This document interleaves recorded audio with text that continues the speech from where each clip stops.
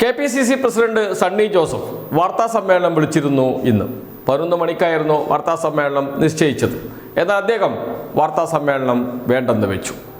കോൺഗ്രസിൻ്റെ ഭാവി പരിപാടികൾ, UDFിൻ്റെ വിജയം, ഇതേക്കുറിച്ച് സംസാരിക്കുന്നതിന് വേണ്ടിയിട്ടാണ്, ചില വിവരങ്ങൾ മാധ്യമപ്രവർത്തകരുമായി പങ്കുവെക്കുന്നതിന് വേണ്ടിയിട്ടാണ് വാർത്താ സമ്മേളനം വിളിച്ചത്. പിന്നെ എന്തിന് ഒഴിവാക്കി? ആ ചോദ്യമാണ് ഇപ്പോൾ ഉയരുന്നത്.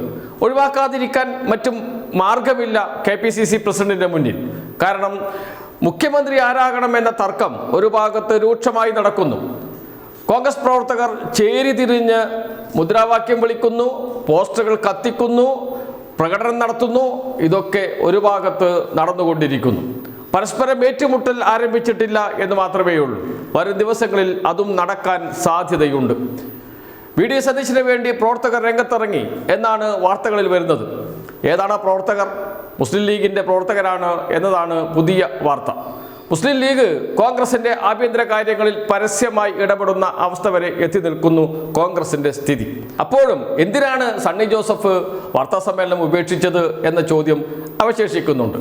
കഴിഞ്ഞ ദിവസം കേന്ദ്ര നിരീക്ഷകർ കേരളത്തിൽ വന്നിരുന്നു. അവർ MLA-മാരെ കണ്ടിരുന്നു, MP-മാരെ കണ്ടിരുന്നു.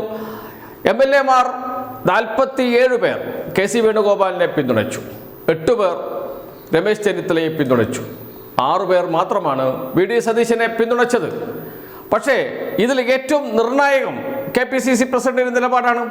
അദ്ദേഹം ഒരു പക്ഷം ചേരാൻ പാടില്ലായിരുന്നു. അദ്ദേഹം നിഷ്പക്ഷത പാലിച്ചുകൊണ്ട് ഹൈക്കമാൻഡ് തീരുമാനിക്കട്ടെ എന്ന നിലപാടിലേക്ക് എത്തണമായിരുന്നു. എന്നാൽ അദ്ദേഹം എത്തിയില്ല.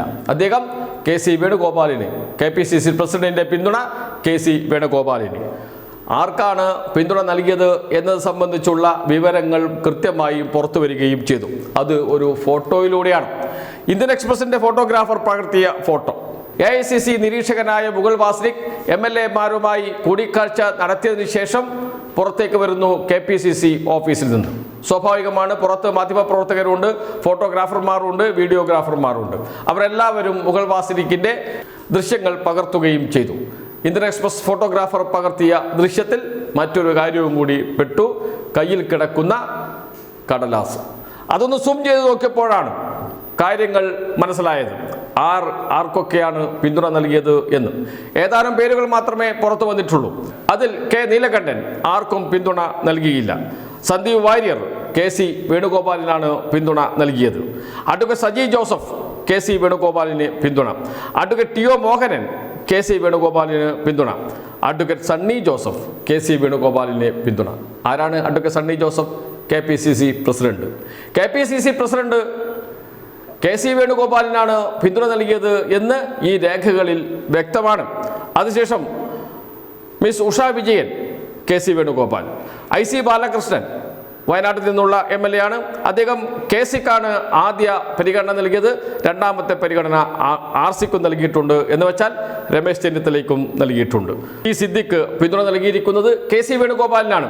അതിനുശേഷമുള്ള പേരുകളുണ്ട്, പക്ഷേ ആർക്കാണ് പിന്തുണ നൽകിയത് എന്ന് മനസ്സിലാകുന്നില്ല.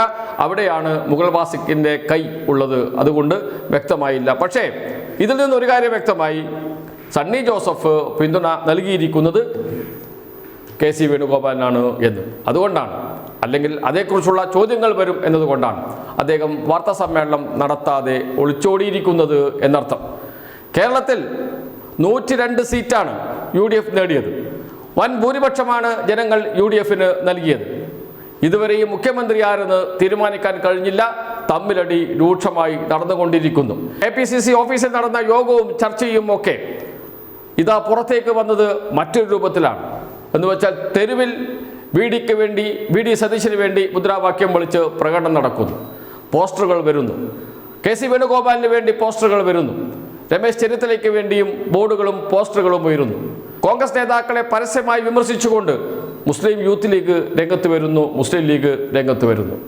വണ്ടൂരിൽ AP അനിൽകുമാർ KC വേണുഗോപാലിൻ്റെ അടുത്ത അനുയായിയാണ്. അദ്ദേഹത്തെ വണ്ടൂരിൽ ഇനി കാലുകുത്തിക്കില്ല എന്ന് പറഞ്ഞുകൊണ്ട് പോസ്റ്ററുകൾ വരുന്നു. തെരുവിലേക്ക് നീങ്ങുകയാണ്, തമ്മിൽ തല്ലിലേക്ക് നീങ്ങുകയാണ്. ഒരു ഭാഗത്ത് കോൺഗ്രസിനകത്ത് തല്ല്, മറുഭാഗത്ത് കോൺഗ്രസ് പ്രവർത്തകരും മുസ്ലിം ലീഗ് പ്രവർത്തകരും തമ്മിൽ തല്ല്. ഇതിലേക്കാണ് കാര്യങ്ങൾ പോകുന്നത്. എന്തായാലും കാര്യങ്ങളൊന്നും ഉഷാറായിട്ടുണ്ട്. മാധ്യമപ്രവർത്തകർക്ക് വാർത്തയോട് വാർത്ത, ഇരിക്കാൻ സമയമില്ല. നേരെ മറിച്ച് LDF ആണ് ജയിച്ചതെങ്കിൽ മാധ്യമപ്രവർത്തകർ വെറുതെ ഇരുന്ന് മുഷിഞ്ഞു പോയേനെ. എന്ത് ചെയ്യും?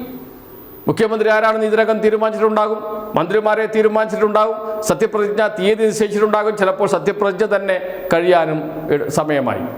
അത്രയേ വേണ്ടൂ CPM-ന് LDF-ന് തീരുമാനമെടുക്കാൻ സമയം. പക്ഷേ ഇത് വലിയ ജനാധിപത്യ പാർട്ടിയാണ്. ഇതാണ് എപ്പോഴും കോൺഗ്രസിനെ കുറിച്ച് നമ്മുടെ പ്രമുഖ മാധ്യമങ്ങൾ പറയുന്നത്. ഇതൊക്കെ കോൺഗ്രസിൽ സാധാരണമല്ലേ എന്ന് പറഞ്ഞ് ഇതിനെ ന്യായീകരിക്കാനും നമ്മുടെ പ്രമുഖ മാധ്യമങ്ങളും മാധ്യമപ്രവർത്തകരും ഒക്കെ തയ്യാറായി രംഗത്ത് വരികയും ചെയ്യുന്ന ദയനീയമായ നാണം കെട്ട കാഴ്ചയും കണ്ടുകൊണ്ടിരിക്കുകയാണ് കേരളം.